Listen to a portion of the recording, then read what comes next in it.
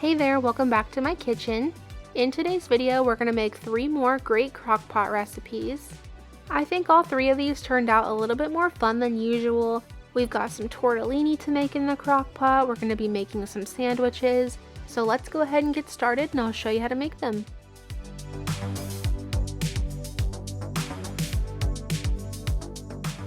First up today, we're making these black bean and chicken burritos.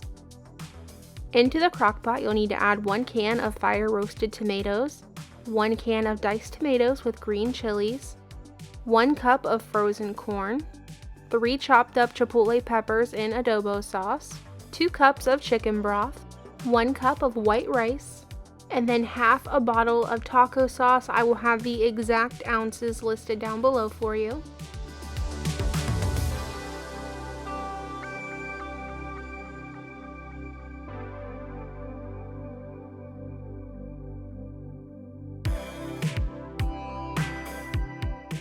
Then you'll need 1 package of taco seasoning, about 1 teaspoon of cumin, a half a teaspoon of salt, and 1 can of drained and rinsed black beans.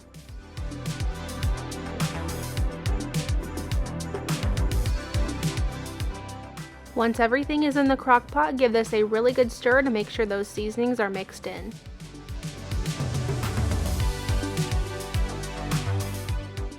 Then last but not least, you'll add 1 chicken breast, or you can do what I'm doing here and just use some pre-cooked rotisserie chicken. Mine was actually frozen, so I just went ahead and added that right there in the center, and then I turned this on a high heat for 4 hours. Here's what it was looking like at the end of the 4 hours. At the 2-hour mark, I did come and stir this, that way I could make sure the rice was not sticking to the bottom. Moving over here to my cutting board, I do have some burrito-sized tortillas here. Inside of these burrito-sized tortillas, I'm going to add some of this cheddar jack cheese. Of course, you can use any cheese that you like. I just really like to use this cheddar jack one. Then you'll add a nice big scoop of your burrito mix, more cheese on top, and then you'll just wrap this up nice and tight.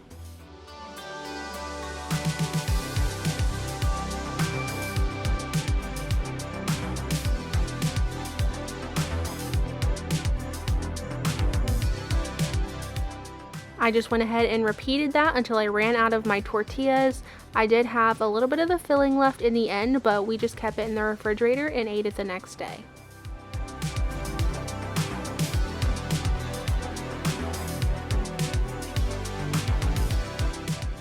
Moving over here to a skillet, I added a little bit of olive oil into this pan, and now I'm just going to brown these up on each side.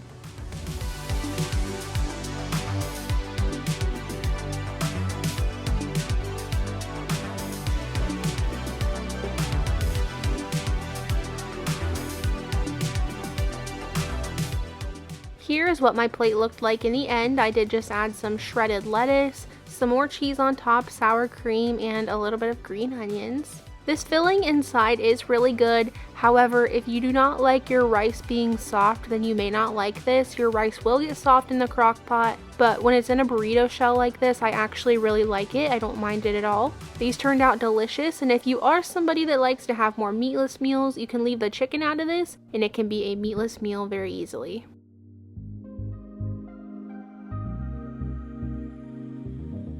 Next up, we're going to be making this crock pot tortellini. Into my skillet, I'm going to add 1 pound of ground beef along with half of a yellow onion that I chopped up.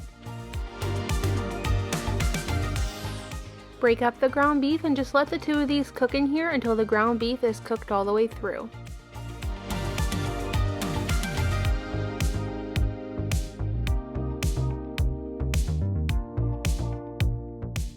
Once that is done and I drain off any grease, I'm going to go ahead and add some seasonings. You'll need 1 teaspoon of onion powder, 1 teaspoon of garlic powder, about a half teaspoon of pepper, and 1 teaspoon of salt. Last but not least, I'm going to add in just a little bit of garlic. This is probably about 2 teaspoons. I'm going to mix this up really well and let this garlic cook for about 30 seconds. After that, this whole thing is going to be transferred over into the bottom of my crock pot.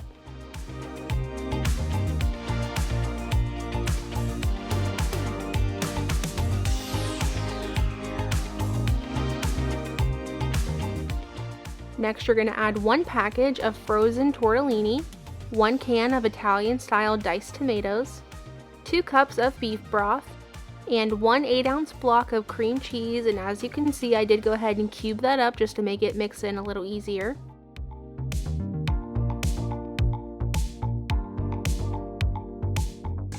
And last but not least, I'm going to add in a big handful of chopped fresh spinach. I do like to pick the stems off mine just so my husband doesn't freak out about them, but if I do this, he will eat this with no problem.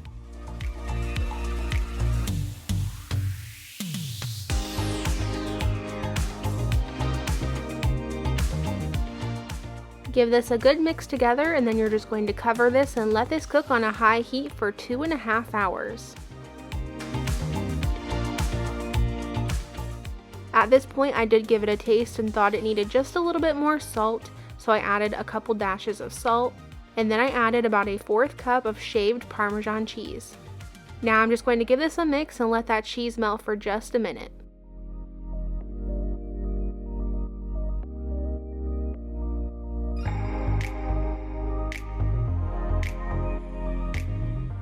Here's what it looked like on my plate. As you can see, I added just a little bit more Parmesan over the top and some parsley. Overall, this turns out really good. This meal is extremely easy to make. The flavor in it is great. The only thing is, if you let this cook more than 2.5 hours, the tortellini can become very, very soft, so you do want to keep an eye on that. And then to go along with this, I just made some garlic bread there on the side.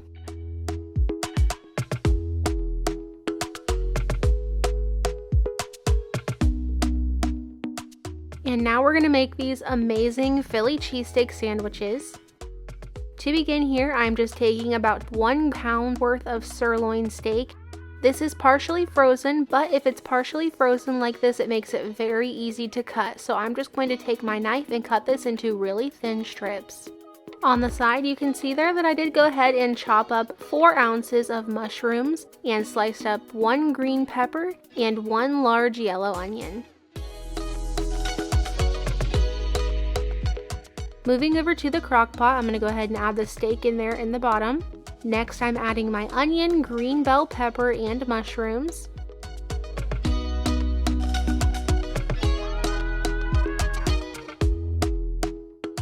Then I'm going to add 2 tablespoons of Worcestershire sauce, 1 big tablespoon of minced garlic, 1.5 cups of beef broth, about a 1/2 teaspoon of pepper, and a 1/2 teaspoon of salt. Now I'm just going to give this a mix together, get this all combined, and then the lid is going to go on here, and this is going to cook for 5 to 6 hours on a low heat.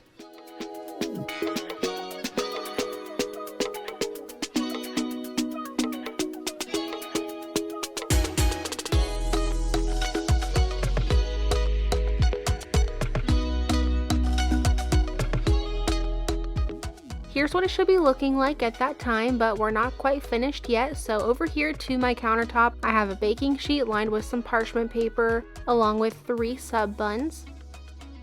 Onto the sub buns, I did spray them lightly with some avocado spray and then lightly sprinkled them with some garlic powder. Those are going to go in the oven to bake on 350 for about 5 to 7 minutes, just until the bread is beginning to get a little crispy. Once those buns come out of the oven, then we're going to take some mayonnaise and you're just going to spread that over both sides of the bun.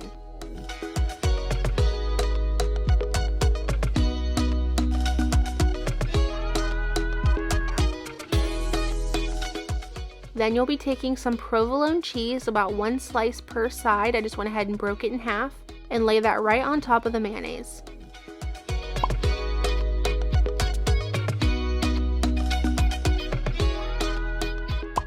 Finally, you'll take a big scoop of your steak and you'll add that right onto the bottom half of the bun.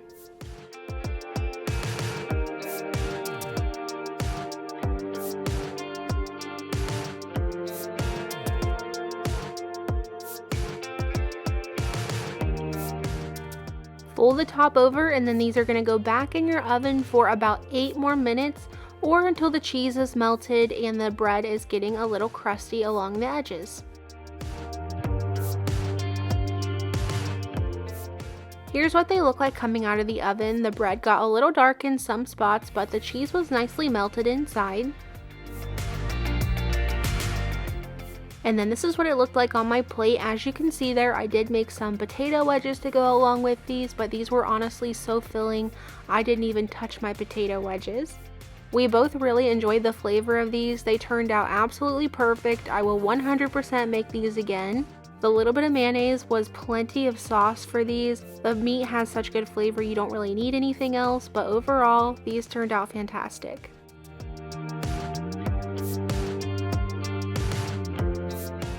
Thank you so much for watching today's video. I hope you enjoyed.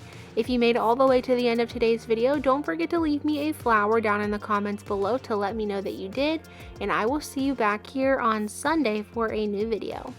Bye!